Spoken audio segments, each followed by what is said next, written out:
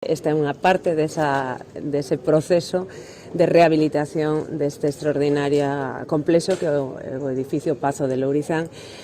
Agora mesmo temos xa os 8 finalistas, os 33 que se presentaron a ese concurso de ideas, co cal é importante que daqui ao 5 de setembro terán que presentarse as súas propostas concretas. A idea e os prazos é que para máis ou menos estas datas para o ano que ven teñamos xa o proxecto de obra e execución e a finais de ano podan comenzar no ano próximo as obras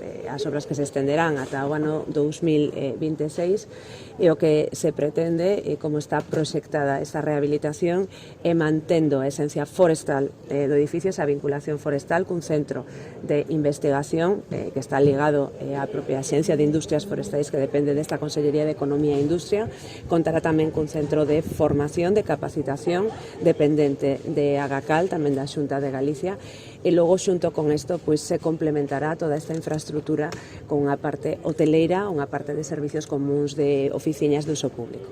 A idea, e xa con isto remato, é revitalizar o complexo, mantendo, como digo, esa esencia forestal, pero dar moitísima vida e intensificar e potenciar a vida económica, social, a xenda cultural de toda a provincia de Pontevedra, como digo, cun edificio único e que é unha aposta clara da Xunta de Galicia por manter este edificio histórico, este Pazo de Lourizán, pero dándole tamén un uso vinculado ao sector forestal.